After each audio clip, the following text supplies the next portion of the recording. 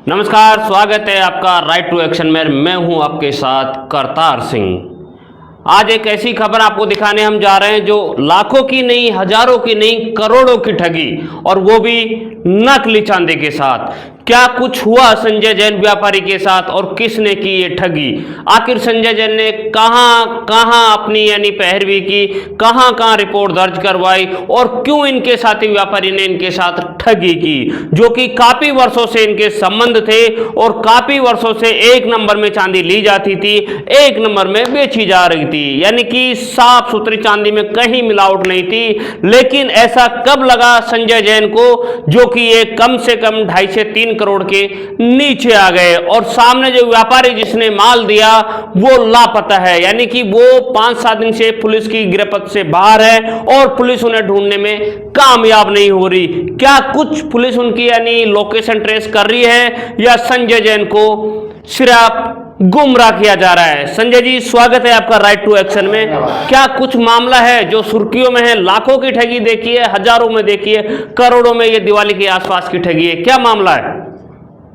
मेरे व्यापारी का नाम मनोज पंसारी है, जिसके फर्म का नाम ओम आर्ट एंड क्राफ्ट है। उससे मैंने करीब 5.5 करोड़ रुपए का चांदी का माल लिया था, जो कि सारा माल नकली था। मैंने वो माल जब बाहर कस्टमर को दिया, उसके बाद जब मैंने उसको 3.5 करोड़ रुपए मैं उसको दे चुका था, और जब मेरे पास कस्टमर की शिकायत आई तो जब मैं उसके पास गया तो उसने मुझे सांत्वना दिया कि ये पैसे मैं आपको धीरे धीरे लौटा दूंगा।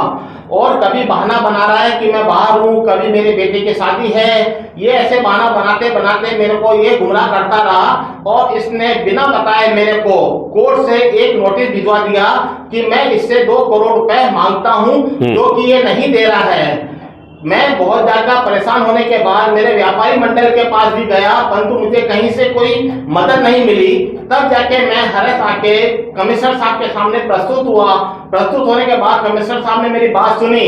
कमिश्नर साहब ने विधायकपुरी थाने के अंदर मामला दर्ज करवाया, और जब से वो है लापता है, और उसने वहीं से ही कोर्ट से अग्रिम जमानत की उसने अर्जी लगाई, जो कि उसकी अर्जी कोर्ट ने खारिज कर दी। संजय जी, बीच में रोकना चाहूंगा कि कोर्ट में जाने से पहले क्या कुछ जालूपुरा पुलिस ने आपको बुलाया? आपका कहना था कि जालूपुरा पुलिस ने भी आपको बयानों के लिए बुलाया। मेरे को वहां पे बुलाया, और मेरे को वो शायद गुमराह कर रहे थे कि आप किसी भी तरह से इनसे समझौता कर लो, और मैं समझौता करने का तैयार नहीं था। मैंने उनको जाके फिर बाद में जाके मैंने उनको मेरा जो भी मेरा लेन देन था, उनको मेरे इनवॉइस थी, मेरे पेपर थे, जो मैंने उनको पेमेंट दिया, जो मेरे कस्टमर ने जो मेरे को लेटर दिया, वो मैंने सब जाके जालूपुरा थाने के अंदर दे दिया।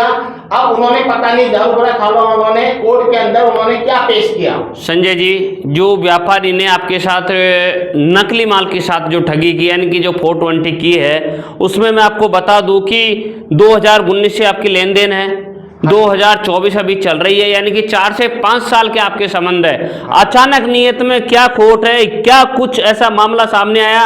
क्या आपके व्हाट्सएप मार्फत अभी आपने बताया कि उन्होंने कहा महीने 2 महीने में लौटा दूंगा, और फिर अचानक यानी मैसेज व्हाट्सएप पे धमकी भरे आना, क्या कुछ मायना रखता है? क्या आपके पास एविडेंस है कि उन्होंने आपको 2 महीने का समय दिया? मेरे पास सारे एविडेंस है, मेरे पास सारे एविडेंस है। मेरे को धमकी भरे मैसेज कर रहा है कि मेरे को मेरी परिवार सुरक्षित चाहिए। मैंने कहा मेरे को सुरक्षित क्या, मुझे मेरा पैसा दो, मैं आपको कोई लड़ाई झगड़ा मुझे करना नहीं है। परंतु ये मेरे को बहला फुसला के, और ये अपनी थोड़ी इसकी अपनी अप्रोच लगा के ये मेरे को फंसाना चाह रहा था कि कोर्ट के थ्रू जालूपुरा थाने से मेरे को 202 की जांच में मेरे को गवाह बना के मेरे को वहां हाजिर कर दिया जाए, जिससे ये जो मेरा 2 करोड़ रुपए का पेमेंट है वो मैं देने का हकदार हो जाऊं। राजस्थान पुलिस से क्या कुछ मदद चाहते हैं आप, ताकि पुलिस आपकी मदद करे, भजनलाल सरकार आपकी मदद करे, और ऐसे जो षड्यंत्र रचते हैं, जो 420 करते हैं, जो नकली माल बेच रहे हैं, उनके खिलाफ कानूनी कार्रवाई की जाए? संजय जी, मैं तो बस यही गुजारिश करता हूं कि मेरा व्यापार चलता रहे, ये किसी भी तरीके से मेरा पैसा मेरे को वापस लौटाए, क्योंकि ये माल मेरा वापस आ नहीं सकता। मेरे कस्टमर को अगर मैं कहता हूं तो कस्टमर की वजह से मेरे को बहुत, मेरा 30 साल से मेरा व्यापार है, और मेरे व्यापार में बहुत ज्यादा प्रॉब्लम चल रही है।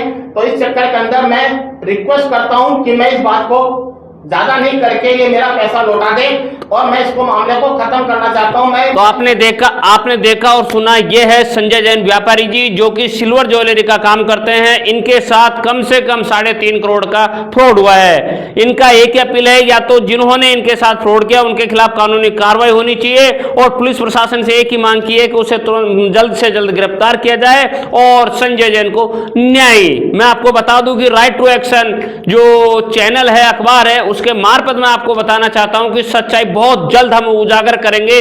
क्या कुछ पीड़ित संजय जैन ने कहा वो आपने और हमने सुना। बने रहिए राइट टू एक्शन के साथ। नमस्कार।